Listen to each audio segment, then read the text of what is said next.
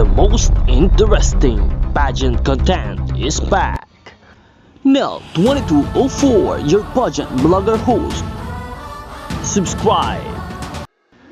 Tagumpay ang ganda ng pambato ng Pilipinas sa Day 8 ng Miss Earth competition for this year 2023. Lutang na lutang ang ganda ni Miss Earth Philippines Aliana Marie Aduana, kung saan talaga namang napansin ng nakararami ang kanyang kagandahan.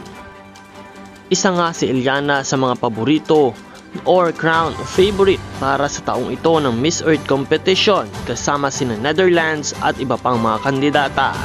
Marami ding malalakas sa kandidata, ngunit hindi nagpapahuli at nagpapakabog ang pambato ng Pilipinas.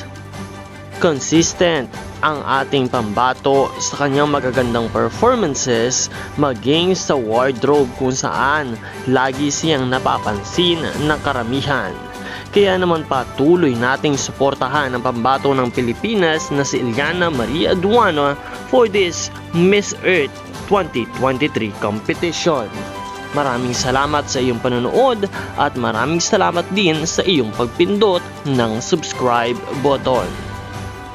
Maging updated sa iba pang mga kaganapan ng Miss Earth competition. Maraming salamat.